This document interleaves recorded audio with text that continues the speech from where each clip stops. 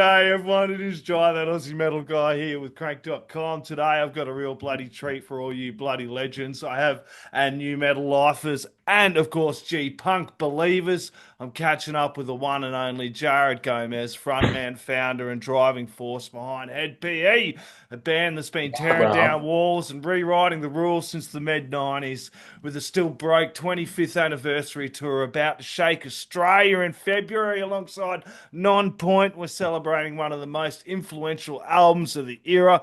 Broke.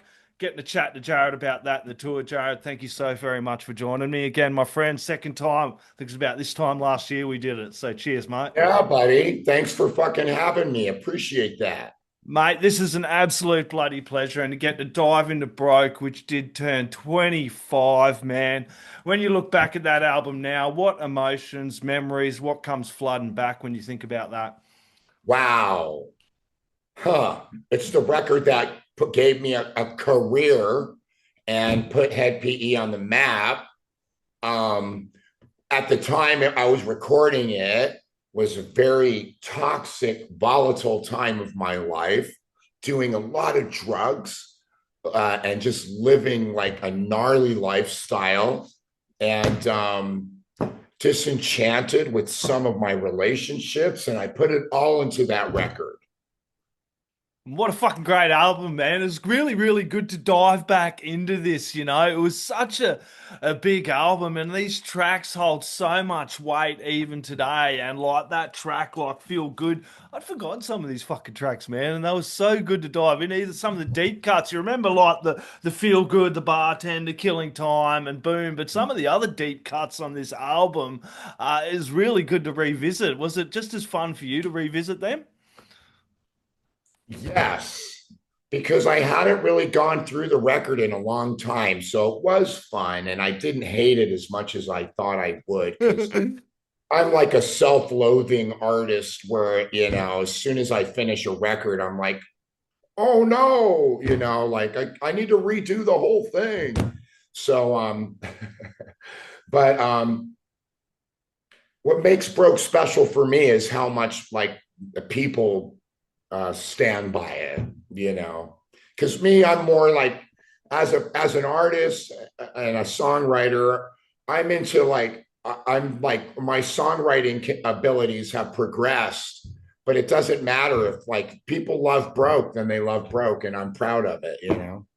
Yeah, and that's probably part of the excitement for you being able to bring that back for the 25th anniversary and to share it with the fans, the people that have stood by you for all these bloody years. When this tour was announced, my feed blew up as well. Everyone was bloody excited about it too. You really put your finger on it. It's kind of like showing my appreciation for having a career and a life that's built around music. Yeah, and those Broke sessions were known for that raw, chaotic creativity, 25 years ago. What was the vibe like back in the studio then? Did it feel like you were making something groundbreaking, or was it just more of a survival and instinct in that moment? It was more survival and instinct in that moment. I had no idea what was going to happen. Having said that, when the record company got Bartender and the record was delivered, they definitely let my management and us know that they were going to put enough money behind the promotions to get that shit on the charts, because it's not going to happen without money. Yeah, So we knew that they were putting up the right amount of money. That doesn't mean that it would take off the way it did, because you never can judge what the public's how they're gonna react. But everything was in place, and so the rest is history. Yeah. Yeah, well, it was a different fucking time. At the time, Broke stood out for its honesty and fusion of sounds. You guys were at that cutting edge. 2000 was a big fucking time for me. I was like 20, all that new metal, your kind of music, the fusion of the hip hop and the metal. But did it get, it didn't get that mainstream love that maybe it kind of fucking deserved. It was kind of the underground, the real fucking fans, the people just under that kind of really got behind you guys and threw that support behind you in that sense. No, you totally described it right. It didn't hit mainstream. Of course, I wish it would have because it would help my bank account. But but I definitely have that hardcore group of listeners that have just stood by us for so long, and now their kids are. Now we've got another generation who's rocking with us. So Well, Head it's PE was always that fucking band you just knew about, man. Like, as metalheads, and you were always trooping, and you're still fucking doing it, just nose to the grindstone, laying out music, and you've built up so much respect with the people that followed you guys. dude, it's really a trip. I feel blessed, because we don't have like a radio history of tons of songs on the radio, and so to still be able to make a living at it because of our because of our listeners and fans or whatever is a huge blessing. Well, we got it, but you guys were pushing boundaries at a time when the industry didn't quite know what to do with a sound like yours as well. Total, that's very true. And it was, we pre-internet. Yeah. Like the music business is unrecognizable from when I started, as is the technology for recording, you know. So I don't think Head PE would be around if it weren't for the invention of the internet and everything else.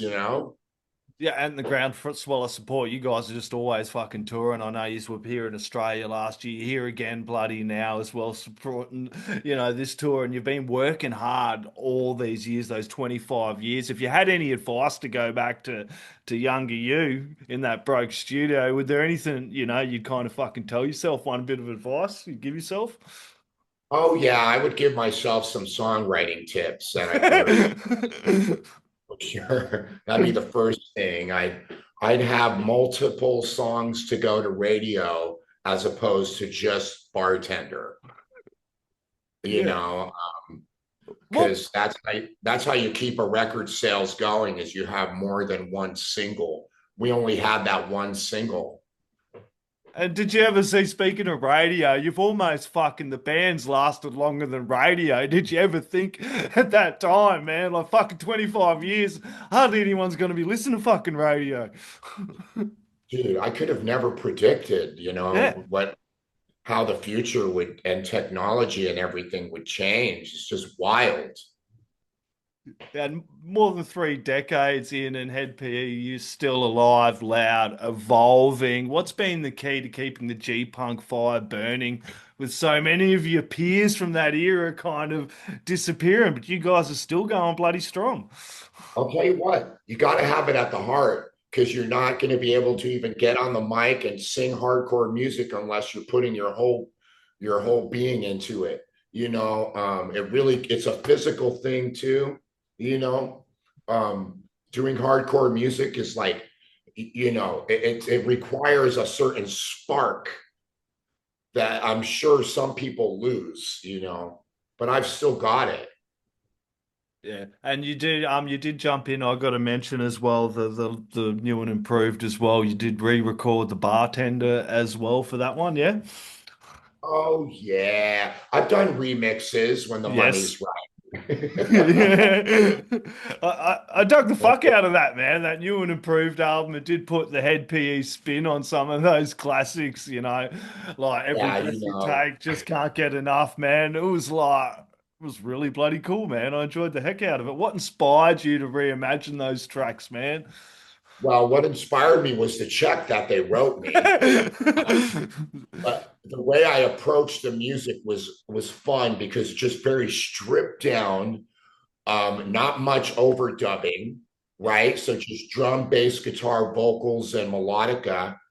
that was fun to kind of give it that punk rock, the Clash approach on like music that was very complicated. Yeah, and I got to talk about the run, the Still Broke tour with Nonpoint as well. Are you guys playing the whole album out when you do this run? How are you going to go with this, dude? Yeah. Definitely playing all the hits. Yep. No, there's just one hit. We'll play the whole record, but not the whole record from front to back. We'll Yep. play every track, Yeah. but not every. We're gonna do it in a way that's surprising, you know. Yeah, and you are bringing down Nonpoint joining for the ride, yeah? Right? Those guys are huge in the states, and they take us on tour, so it's fun for us to bring them to Australia. Yeah, I'm excited to see Nonpoint. They haven't been since 2019, and I've just missed one of those bands that I've missed and I haven't caught live. So I'm super excited to catch them guys heading over with you guys here as well. And you're Yeah, playing they're New great. Zealand too. They rock. Yeah, I love those guys. Yeah, and you've played Australia multiple times and you actually have a really good, huge fan base here. Do you have any standout memories from some of your past Aussie tours? Dude, the last Australia tour for me was the best one. Yeah. It was so packed and the people were so into it. Um, this last year, that was just my favorite run that I've ever done there. And I've been there like 15 times. So it's saying a lot. I Yeah. can't wait. We're going to film it and record it next year and put I that out. It's going to be absolutely amazing. Jared, man, this has been absolutely incredible. Thank you so much for taking some time to chat with me and Crank. Really do appreciate. For everyone watching, Oh, make sure you yeah. grab your tickets to see Head PE and Nonpoint bringing the Still Broke 25th anniversary to Australia and New Zealand. Jared, last word shout outs. Thank yous are all on you, my friend. Jai, that Aussie metal guy. Fuck yeah. Thanks for having me on. Can't wait to come down and rock the fuck out. I'll see you guys in February.